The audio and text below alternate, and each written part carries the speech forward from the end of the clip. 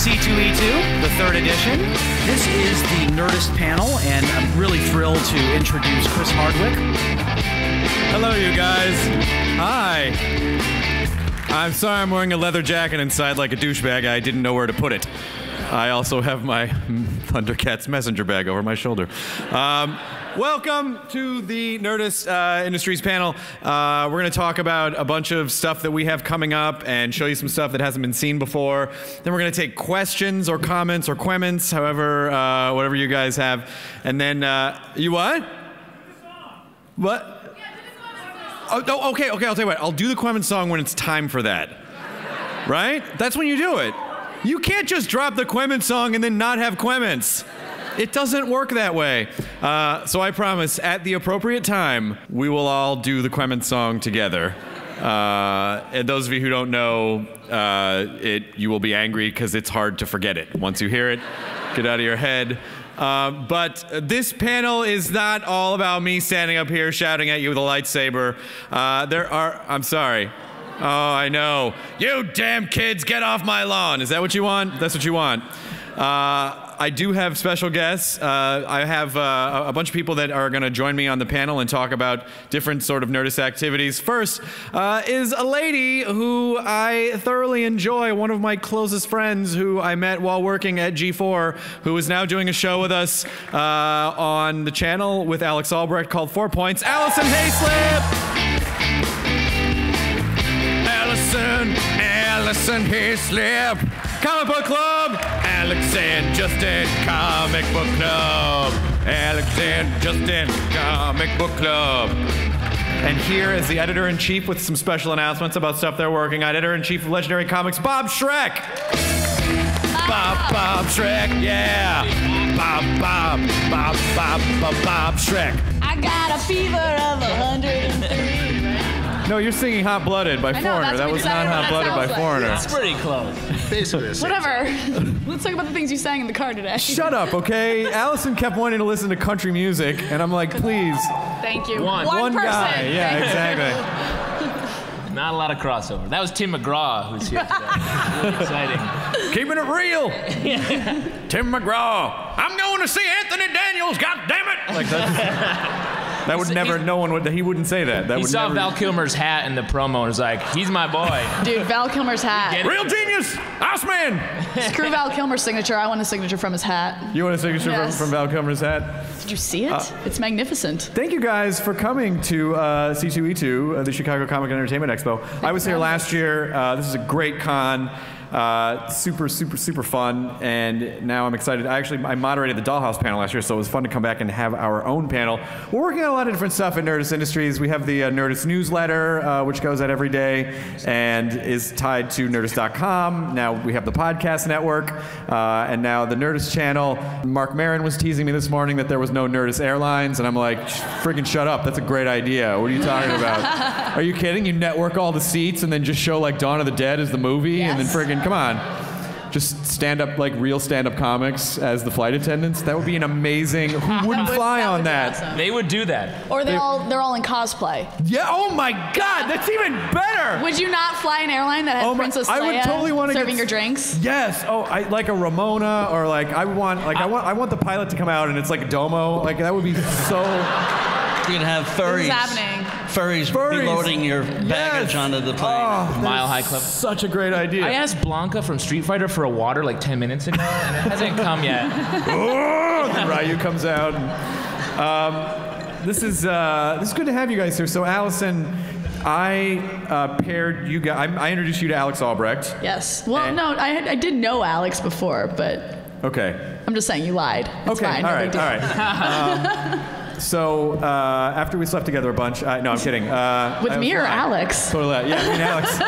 Me and Alex Zalben were lying in bed cuddling. You're like, I think you should do this show with Alison Haislip. Yeah. So Alex Zalben, obviously, after Dignation, he was like, I kind of want to do something next that might be kind of a successor to Dignation, and so we started talking and thought of this show called 4 Points, which is basically, sort of 4 different experts kind of talking about the current news stories of the week, but tackling it from their different points of view. So Alex would be tech, and then I said, well, you have to meet Alison Haislip, who's great. And then, obviously. Yeah. So do you want to talk at all a little bit about 4 points? About 4 points? Yeah. Well, you just kind of explained it, but the idea is that we're going for something, if you guys know. The idea is that they're going for something where there's 4. Something vaguely, where there's 4 things. No, we want it to be Chelsea Lately, but for nerds. We want it to be very, like, a panel show, but very loose and fun, and we'll be drinking, and there will be cursing. And Except Chewie will be Chewbacca. No, I think he might actually be a part of our set. But yeah, the idea is that, everything that comes up, because, stuff comes up one week and you're like, this is the biggest story ever in the Nerd Nation, and then you forget about it the following week. So the idea is that week we will talk about whatever it is that's going on there, and it will hopefully be fun. I don't know. Well, I think it's going to be fun. I think, what's so important about these kinds of shows is that they feel, I think, a lot of traditional television talk and roundtable format is that you just don't feel like people are really connected or really actually care about the stuff they're talking about.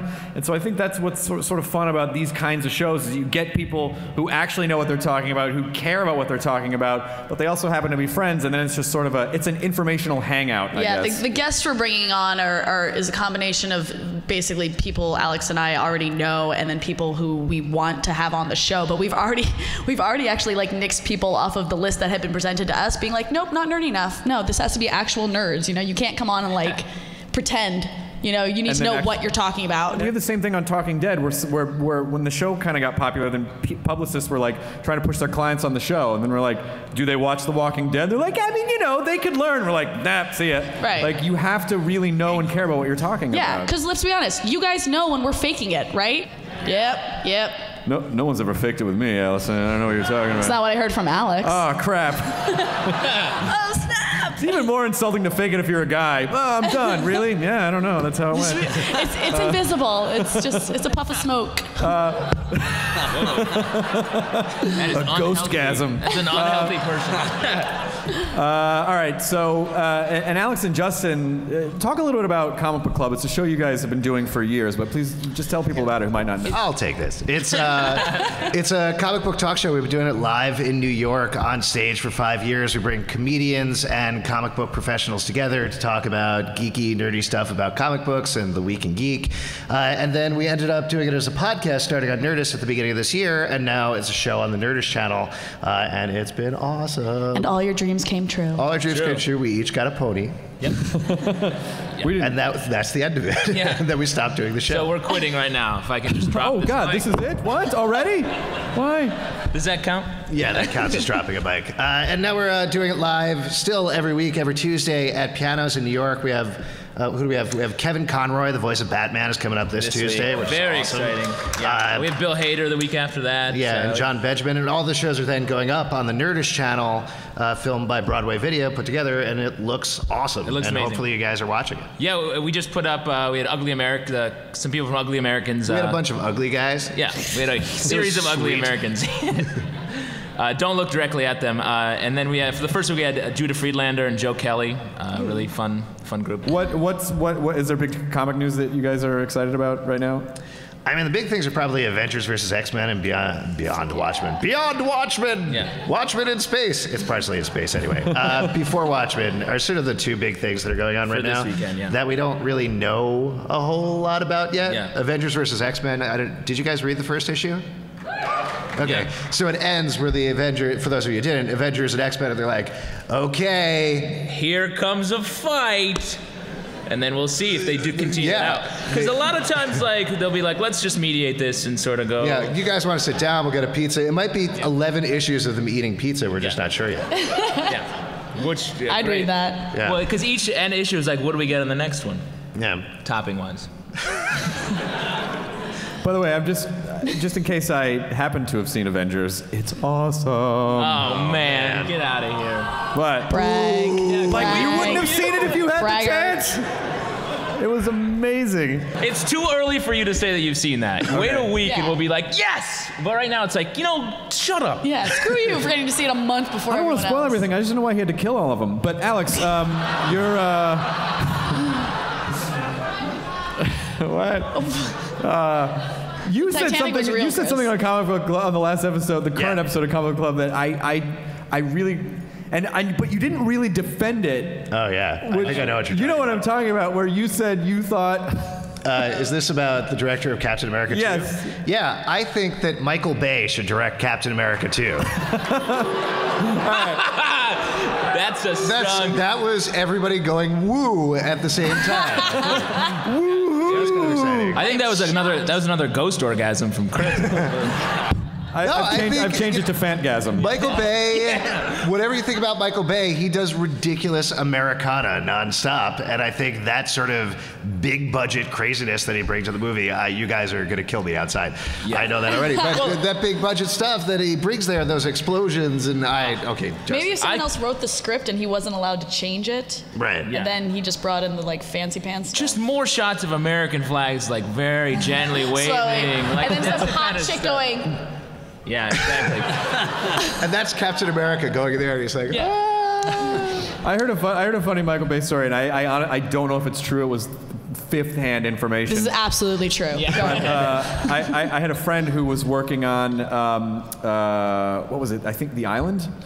And I think that was a movie. Is that, what? I think that's a movie. Yeah. And so a friend of mine was working on the movie, and a bunch of people are going to Vegas that weekend. And someone was like, "Hey, Michael, you want to come to Vegas with us?" And he said, Michael Bay turned and got super serious and said, like without any irony, he goes, "I make $150 million blockbusters. That's how I gamble."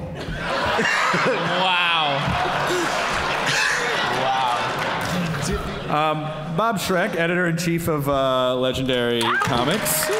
You're one of our legendary cadaver, very old.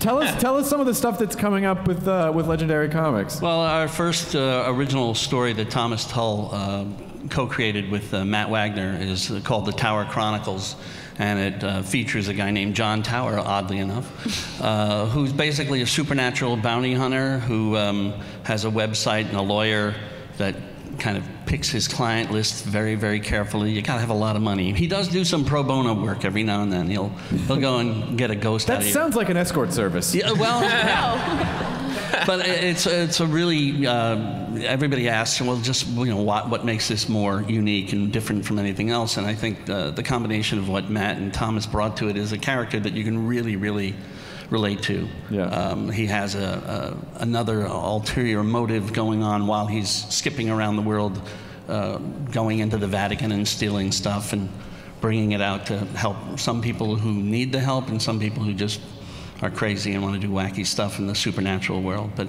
anyway, it's a fun book, and it's our first baby. We're going to have it ship out in September. And it's 3 arcs of 7. Each arc is 4 issues, 72 pages each. And like I said, we got Matt Wagner to write it. When I heard the idea, I said Simon Bisley, and boom, we got Simon Bisley.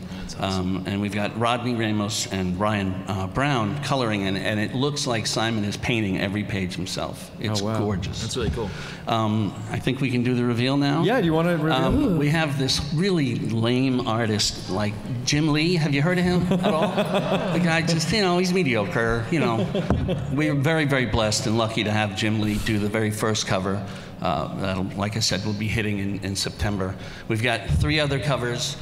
I can't reveal who the artists are on that. Oh, come on. I can't. Okay. I got people out there with sniper guns, just like, Michael Bay! But Jim will feel comfortable. I think everybody out there will know their names and be really happy. But we're very, very excited about this project. And again, it's our first baby, and we're going to roll it out big. I've had the pleasure of spending a little bit of time with Thomas Tull, who I did a podcast with him, and he really gives a crap about the stuff you guys are making. He doesn't run it like a studio. He runs it like I would want to if someone said, "Here's a bunch of money. Oh my God, I'm going to make cool stuff." And he came to me and said, "Look, this has got to stand 4 square solid as a comic book. Yeah. It's got to be a comic book first. If it works in other medium, great, let's go. But it's got to work rock solid." That's why I went to Matt. Wagner's done Grendel, Mage, Batman. He knows how to world build. So the 2 of them got off like a house on fire. They were just so happy to be working. Thomas literally, after the meeting, called me up and said, Do we have cloning yet? Is cloning in? Can we get like 7 more of him? So far, so good. If someone could clone, Thomas would be the guy that would do it. Yes. He would figure it out. Yeah. So it's not an escort service? No, it's not an escort. Oh, my bad. But I do have a card if you... No, never mind. Oh. Whoa, hey, your mic's on. We'll talk later. How'd that get out? We are also doing one of the big events this year is called Course of the Force, which is a 5-day lightsaber relay. Hasbro's giving me this.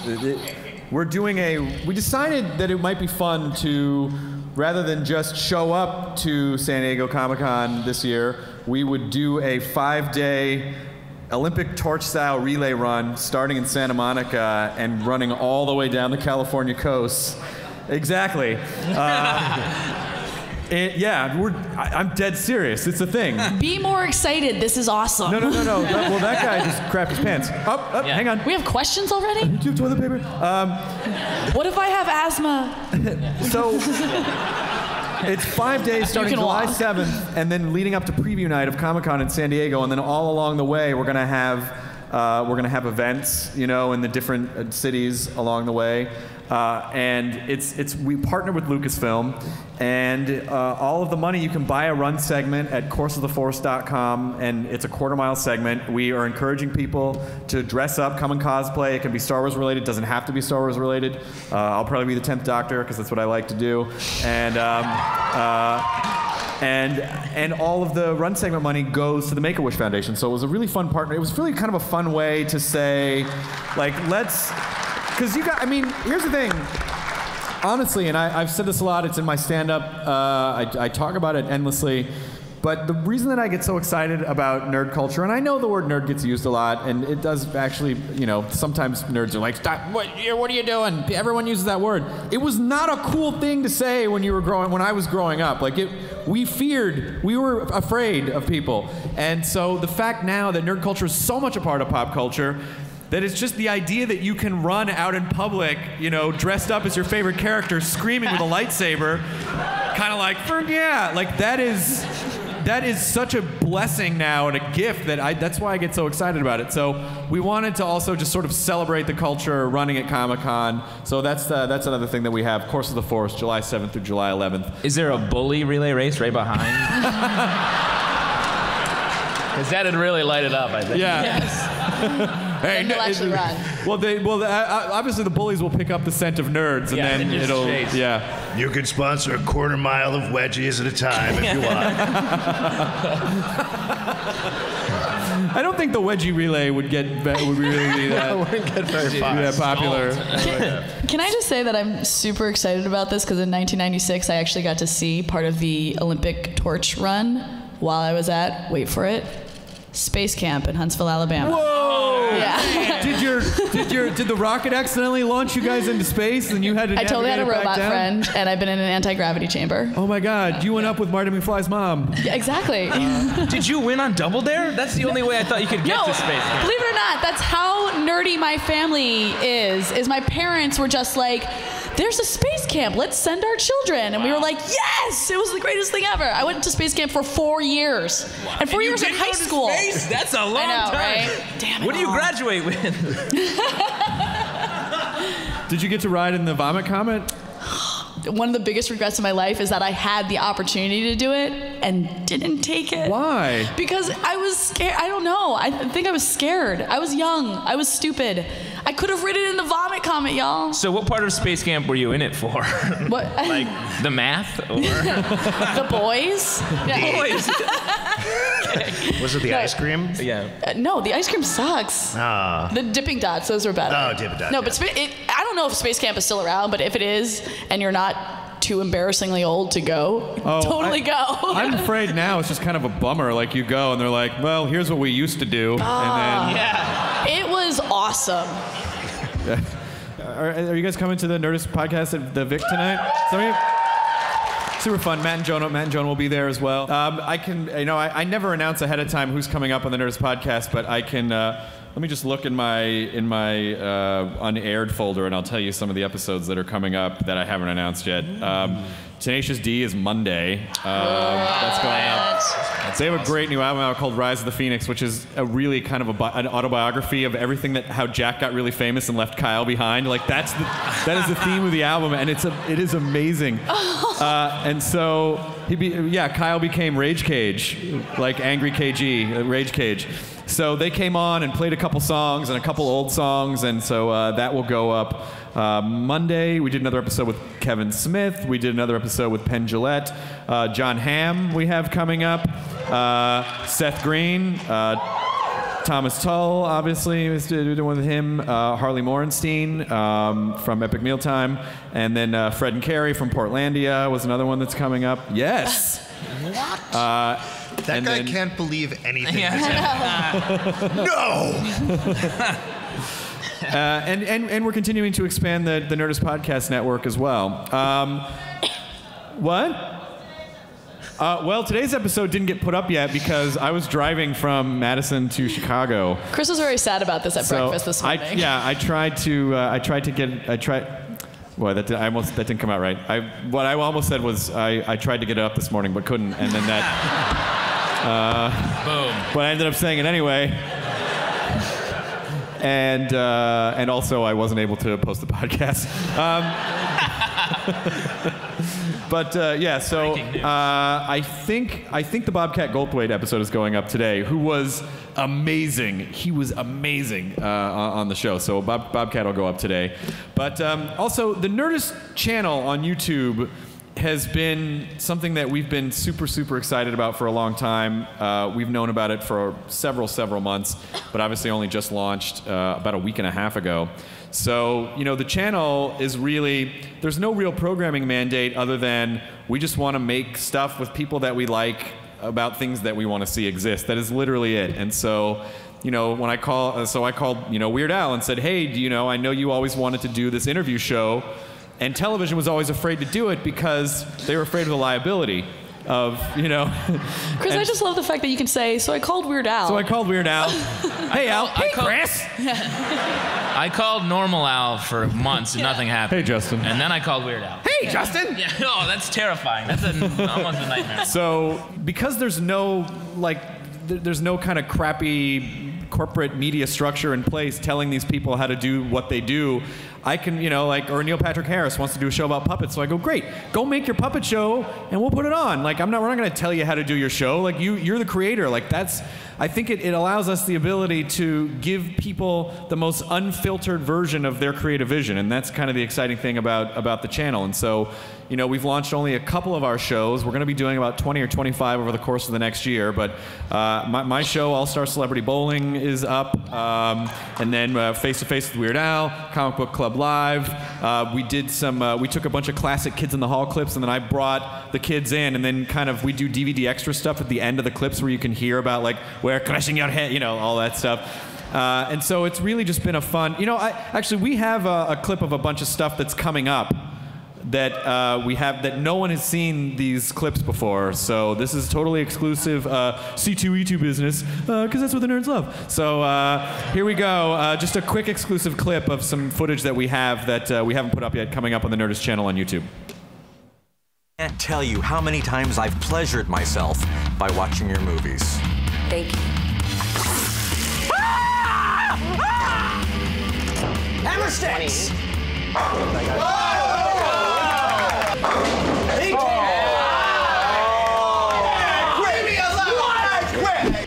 Just watch this. Watch. Watch the mouse. Watch the mouse.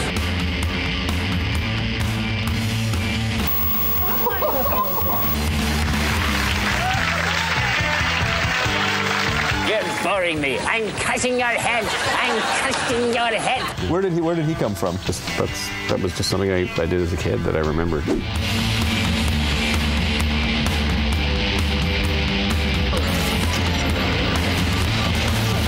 Callum sees the carrier. He's powering up his main cannon. Excellent. Welcome back to Star Talk Radio! Because the weather was bad in Florida, we couldn't land. You had to land in California. We did. How did you know that? Did you do some research? Wow. Hey everybody, I'm Alex. I'm Justin. I'm Pete. And this week we are guest hosting Saturday Night Live. Yeah! Oh, that's probably, I don't think that can be true. Bill Hader's going to be on the show. Bill Hader's on our show. Oh, Bill Hader is going to be our guest on Comic Book Club.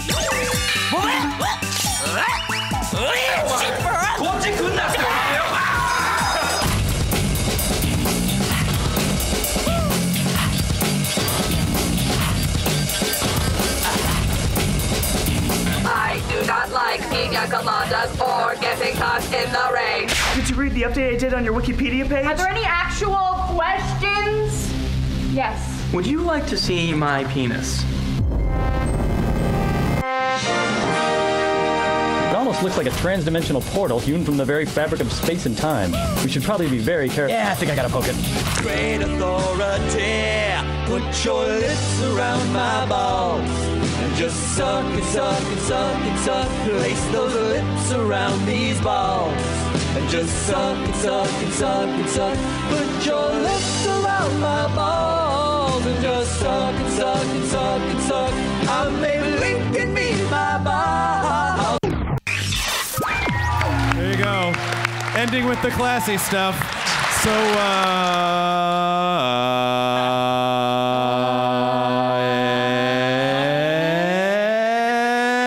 it's a question. It's a comment. It's a question. It's a comment. It's a quemments. Wait a minute. If it's a question, that's also a comment. But it's a question. It's a comment. You guys didn't freaking back me up at all, and everyone was so mental about you gonna do the quemments song, and then I did it. And where the f were you? Not there. Not there. But anyway, we do have some time for questions and comments. So I think you will see a microphone in the middle of the room. It's a very traditional con panel question and answer jacket. I like type it. situation. Only one question from this guy and a lady it's gonna be a really slowly short rises. panel, guys. Are you the guy that keeps going, no? Yeah. No, he's over there. Yeah. Oh, this guy over there. That's that You guy. get up there to ask your question. You raised your hand before, sir. There's the mic. Just go up there and scream into the microphone if you could. Yes, what is your name and what is your question or comment? What's up? I'm Josh. First of all, nice to meet a fellow Space Camp grad. Yes! Right? Huntsville, yeah. Alabama? I was at actually Cape Canaveral in Florida. That was the sucky one. Why'd you go to that one? There are different space camps? Oh, yeah. Did you get to sit in the front seat in the pilot area of the Atlantis? Because I did. I wasn't supposed to. I spent 4 years in jail. Shit! Huntsville, Alabama didn't have that. And did you throw up on a simulator? Because I did that too. Oh, didn't do that. Oh, I wouldn't admit that. I totally hit on the aviation challenge, dudes. That was there was like a Top Gun camp next door to Space Camp. Oh my God, would you guys just have sex and get it over with? No. So Space Camp was an escort service. Is that what you're Yes, saying? exactly. That makes sense. I told you I went there for the boys. All right, so... all right, my question is... Yes. So as a guy who has an awesome YouTube channel, and as somebody who's kind of invested in Hulu, and you guys that's are me. there too. Battleground, yeah. Battleground. Watch it on Hulu. It's free. Watch it. It's What are awesome. you guys doing to prepare for the time when I think in the next 3 or 4 years when Hulu, YouTube, and some of those other things will be the primary form, will take over for Comcast as our primary form of entertainment. You guys see that coming in the next... I'm ready to make a fuck ton of money when that happens. Aren't you? Saving up all those internet dollars. Well, here's the thing. The technology lacks the appropriate delivery system. Like obviously you can get YouTube, if you have Xbox or Roku box or Apple TV or whatever, or however you get. But for most people, as soon as getting internet, as soon as those two cables going into your home become one cable and getting online is as simple as changing a channel for mainstream America, then it will tip. I always thought Apple sooner would have come up with that basically Apple TV would be like iOS, and so that what you would see is programming that was not channel based but like app driven.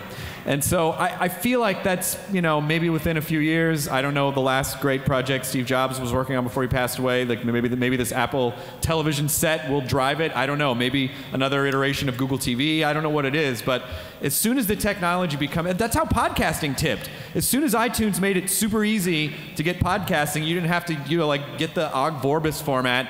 Then it became a thing. So it really is all about simplifying the technology and making it one step away from getting it that everything will tip. Because obviously the numbers are there. The internet's not going away. So, you know, what we're trying to do is create the kind of quality, like quality programming where people go, oh yeah, you can see quality programming on the web, and it doesn't have to look cheap, you know. So that's what I was going to say. I think when people realize that they can get the same kind of quality program that they're getting on the traditional, you know, TV and that kind of stuff, once they realize that the internet is a viable source for that, that will also be the point where it's like, okay, I don't care how I get my media as long as I get it because it's good. And when we have, you know, faster data networks and you don't get throttled for usage, AT&T, then you know, then it'll be more ubiquitous, I think. Yeah. Do you think it'll reverse? Do you think we'll get better looking shows on the internet, and then just like ABC will have a half hour of cats crawling up walls? Yes, I absolutely think that's what's going to happen. They've done worse. It's true. Thank you. Thanks. Thank you. Space Camp. Space Camp. What? Hi. What's your name? Hi, I'm Shauna. Hi, Shauna. I'm also very. Of the Data. What? Nothing. I'm also very nervous, so. Oh, no, you're great. You're fine. Okay. So it really helps when you're secretly making fun of her. I wasn't making fun of her. I just said Shauna of the Not Data. so secretly, let's be honest. I wanted to say I love They Might Be Giants. They are my favorite band. Yeah. I saw John and John in Santa Cruz. I podcasted them, and I went to their concert. It was great. Jonathan Colton opened for them, and it was awesome. It was the Three Johns tour. Jonathan Colton, and then Flansburgh and Linnell. Yep, I heard the podcast. It was awesome. Oh, thanks. Yeah, they were great. Do you think women in the Nerdist culture will become more accessible, or? You mean, are we going to do stuff? Are we going to do more? Are we going to be accessible, Chris? Do you have access to us? Allison's very accessible, from what I hear. Just meet me after the show. What? No. I do, as a matter of fact. And you know, when we did our Nerdist TV show on BBC America in December, oh, thanks, Guy. I wasn't thinking like male female on the show. I asked, you know, a handful of people to do it. And then, you know, like I'd asked Felicia, and I had asked Felicia Day, and I had asked Alison Brie. They couldn't do it that day. So, and then all the other people that I asked, like, you know, Nathan Fillion and David Tennant and Simon Pegg and Will Wheaton, they all said they could do it. And then so what you had was basically this sausage party. And I really thought, like, you know, I wasn't seeing male and female, but there is a very, but there is an equally strong geek girl presence. And so after that episode, I talked to BBC America, and so one of the next episodes we're shooting in June is going to be like a Nerdist salute to geek girls. So, which I think Allison will probably be a part of, and hopefully. I do anything Chris tells me to do. So. Oh yeah. I don't mean it to sound that way. This panel is over. But yeah, we are incorporating more of that on the channel as well. I don't want to just be like, oh look, we're trying to, you know, here, do that, so you know we can make people happy. Like I want it always to be the right thing. But yeah, you're right. We will represent more strongly. Now that you're going to have your own like fancy pants network, essentially. Yes. Is there any chance of you bringing Shipmates back? Oh my gosh. You know what's funny about Shipmates is that Shipmates is one of those weird things that you can't. There's no trace of it on the internet. Like it somehow felt. Like, the fact that I still get tweets that are like, hey, I saw you on Boy Meets World, and yet Shipmates, nothing. I don't know what happened to that show, but yeah, you know, that was one of those shows where I wasn't really working, and they offered me the job, and I'm like, I don't want to do Blind Date on a boat, and then they offered me a lot of money, and I was like, I think I want to do Blind Date on a boat, and I said, I'll do it, but you have to let me say whatever I want, and they actually did. So if you were able to track down old episodes of Shipmates from like 2001, I swear to God, I would end episodes by saying things like, thanks for watching Shipmates. Be sure to root for Gryffindor in the upcoming Quidditch trials. And then, but no wink to the camera, just totally straight. And they let me say all that stuff. So it was They just had no idea what you were talking about. They had no idea. Whatever, he goes on. It's not a curse word, right? Okay, we'll keep it. There was only one time that the executive producer said, he was this kind of gruff Southern guy, and there was one time he wouldn't let me say something. I referenced Mussolini, and he was like, cut, you can't reference Mussolini. And I go, oh, is it, you know, like socially sensitive? He goes, nah, no one's gonna know who the fuck that is. And I go, well, they should. They should. And if it makes them look up something that they didn't learn before, then great. And I lost that battle. No Mussolini on Shipmates. But he's totally fit for the whole show. I mean, well, it was, yeah, but Shipmates ended up being a really fun show. Thanks a lot. Sure, take it easy. My name is Adonis. Sure it is. Wow. What left is a, up? left a little pause after you said your name there. Yeah. My name is Adonis. No questions. His whole life, he's been used to it. I think you should legally change your name to Wait For It Adonis, so that you can say to people, my name is, wait for it, Adonis. I'll try to get that going, yeah. It's weird, a light just fell on your body just from above. It's amazing. But I have a question for Justin, and this might be, I'm going to feel really dumb if I'm wrong about this. I don't know about But that. a couple years ago, when I was in college, I was flipping through the channels, and were you on an episode of Cash Cab? I was on an episode of Cash Cab. Whoa! Only at C2E2. Only at C2E2. And I'll tell you what, I fucking lost. How do you lose a Cash Cab? It's hard. And they give you 20 seconds to answer the questions. We could see our final destination, and they were like, "That's your third one. Get the fuck." They say, "Get out," and then they drive away. And then you're in the middle of New York. Yeah. Where'd they leave? Where did they leave you? Like by City Hall, which is someplace where no one in New York ever goes. Right. Politicians everywhere. It was terrible. Well, maybe you should get better at trivia, and you won't get dropped off in the middle of nowhere. Trivia was about World War I poetry. One of them was. It was like, what's the poem that talks about the poppies in the field? We were like, what is T.S. that? Eliot. I don't know. What That's an author. He wrote poems? Yeah, I don't know. To be honest, I don't know. No, my roommate and I were watching. We didn't get those answers either. So Yeah, we were right? kicked out too, yeah. But good, I've been wanting to know that for a really long time. You came all the way to those. C2E2 Yeah, just to ask that question. And Adonis just goes out and hangs himself. Well, there's nothing left now. Yeah. That was it. Yeah, I don't even live here, so yeah. That's amazing. Thanks a lot. Thanks, Adonis. I don't know if this issue has been brought up yet. Don't you think you've earned kind of like a small role maybe as a zombie on The Walking Dead or anything like that? Well, after everything you've done, I think you kind of earned it. Yeah, that show owes me. I am so lucky to get to work on that show. I've talked to Nicotero about it, and I didn't bring it up, but when they zombified me, first of all, it is way harder to walk like a zombie than you think it's going to be. And all of a sudden, I got super self-conscious because Nicotero's like, okay, just walk across the room. And I'm like, I totally look like Joss Whedon's mutant enemy, like, arg. And he was like, no. And then you get really self-conscious. But, I think it's, I don't know. The only reason that I wouldn't want to do it is because I wouldn't want people to get taken out of the show for a second and be like, oh my God, what's Rick gonna do at the is that Chris Hardwick? Like, I don't. They're like, well, yeah, I mean, he would have died in the apocalypse, sure. But why was he in Georgia? Kind of like in Dawn of the Dead, they were doing Hollywood Squares, took out Jay Leno and all that. Exactly. So I just don't, I would love to do it, but I just, as long as that it would, preserve the integrity of the show. And the same reason why I've never begged to, to be on Doctor Who. Like, well, then people are just going to know it's me, and then takes them out of them. I don't know, but whatever. I would do it if they asked me to. I was going to say, you would totally do Doctor Who. Oh, yeah, well, of course.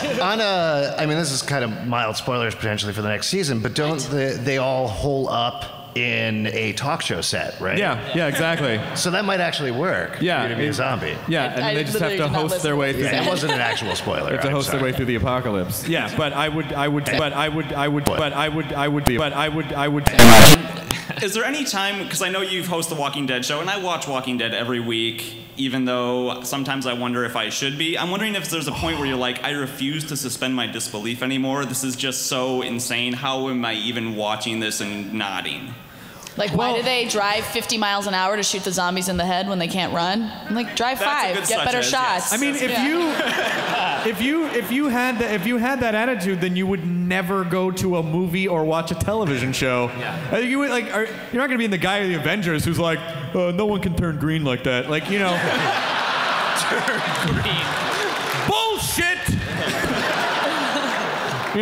So I mean, it's just you watch it because you enjoy the fantasy aspect of it. You don't. I mean, did you think Walking Dead was a documentary? It's not a documentary. Agreed, but sometimes I feel like I'm just like, what the hell is everyone doing, and why am I still watching this? But I still do because it's enjoyable. Do you know some of the stuff that whenever there's a no, it's fine. Can I make a suggestion? There's a new show that's going to be on ABC. It's half an hour of a cat climbing up a wall. I will watch the shit out of that. Absolutely believable. Sounds like you should try Keeping Up with the Kardashians. Another great zombie show. Anyway, yeah, so I always just feel like, listen, I don't know how I would behave in the zombie apocalypse. You know, like, you just don't know. You would go into crazy survival mode, and you might do the things. I mean, like, it's easy to sit on your couch and go, oh, I'd never do that, but you just don't know. And the other thing that I love about it is that totally different track from the comics, which I also love, and you know, just because of what Kirkman does, like, no one's ever safe, and so I'm always kind of on the edge of my seat watching Walking Dead. I thought they did an amazing job. I know it was, you know, episodes 2, 3, and 4 were a little more talky than zombie action, but after episode 4 of season 2, the show just got so amazing, and Kirkman has promised that energy will continue, like, way into season 3. So I'm excited about it. I think Steven and Lauren are doing a panel here tomorrow, right? Yeah. Why don't you come and drop that one on them? There you go. So will do. I'll be waiting. Are you for really all a the farmer's daughter? I don't buy it. I'm kidding. It's nice to see you. Thank you so much for your equipment. Chris. Appreciate it. All right. So my question is then, as YouTube becomes bigger and as maybe becomes kind of the primary source of entertainment, will purposeful shows be as popular, I guess, or things that are made to get views rather than just made for fun? Well, I mean, the truth of the matter is, the whole idea of views it's obviously important, and subscription are important, but we're kind of viewing it as a secondary thing. I mean, like, we're just making stuff that we love, and I think that is kind of the soul. I mean, it's sort of, you know, the soul of traditional YouTube, but with the, you know, with the glossiness of a television show. Right. But I mean, as long as I'm in charge of the programming of it, it's always going to be like, that person's really nice and I think they're funny, or I love their I mean, you know, you look at any television show that's really successful, and those are shows that probably would never have been made. They accidentally got made, like Louis C.K.'s show, you know? It's one of the best shows on television, and they don't mess with it.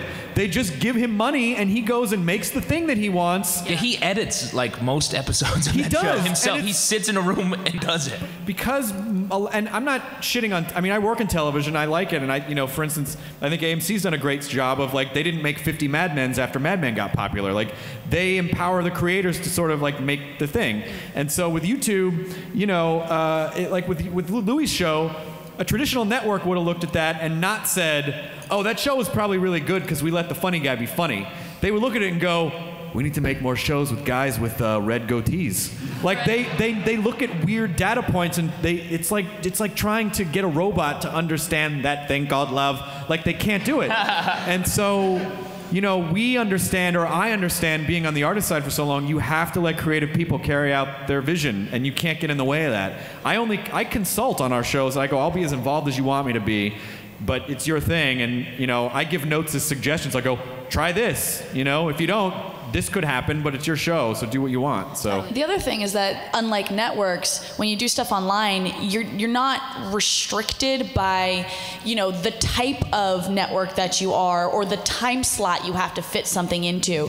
I mean, YouTube and Hulu and all these sites can put up whatever they want as many times as they want, because they have so much freedom and so much space, and they're not restricted by time slots, or like, it has to be a CW show, so there has to be super pretty people on it, or, you know, stuff like that. So I think what we'll see is that these kind of passion shows and purposeful shows that you're talking about will actually have more room to grow because of that. They don't have to. Well, I think you meant purposeful, like, can you do it on purpose? Can you trap lightning in a bottle on purpose? Yeah, definitely. I don't know. I mean, like, you know, we're making shows that we love, and I'm excited about what we're doing, and I'm proud of what we're doing, and, you know, I'm excited for people to see it. Yeah. So I hope people like it, you know, but you're, I mean, I really don't know, but we're just, you know, someone gave us the power to make stuff, and this is, you know, this is what we're doing with it, and I hope people like it. Yeah, I hope the rest of YouTube kind of follows suit, because the Nerdist way seems to work pretty well. Oh, well, thank you very much. So thank you I guys like so the much. cut of your jib. Thank you. All right, I'm gonna use my phone to record the greatest web video ever this week. I'm just gonna pick your brain a little bit. Sure. Let's say Nerdist never existed. What do you find yourself doing? Trying to justify why I'm standing at this podium. Hey guys, I was just hanging out outside. Remember Shipmates? Welcome to the Shipmates panel. And I talk about it really seriously. Yeah, you know, when Hal threw that drink in the girl's face, we were all pretty stunned. I don't know. I honestly, I think about that sometimes where, you know, just because of the nature of media and because of the internet, and it has allowed me to build a career of only doing things that I love and care about, I have no idea what I would be doing otherwise. Like, I wake up sometimes in the middle of the night horrified by that prospect because I just don't know. I really don't know. Maybe I'd probably be like just doing the stand-up circuit pretty hardcore, or you know, working at my dad's bowling center in Memphis. I don't know. And another, just a quick comment. I just thought that you and Allison were totally undervalued. What's the word I'm looking for? We were what? Well, long G4, pause there. Sorry. That's okay. G4 just didn't use you guys enough. That's what I wanted to say. Oh, that's so nice. Oh, you're sweet. Well, they did. Take care, you guys. Thank you very much. H-Team. Hardwick, Haislip, and Herder.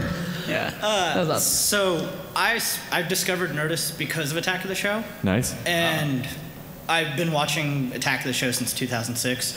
Alison Haislip was on it also. I was. I enjoyed when you two both hosted because, well, you're funnier than Olivia Munn. I mean, I don't have I enjoyed it when we both hosted because it was super fun days. It was. And it was slightly perverted too. It was a little perverted. Yes. But maybe one day. I still remember that day very clearly, Chris. This is the first time Alice and I hosted together. Was it the first time? It was literally the first time we hosted Attack of the Show together.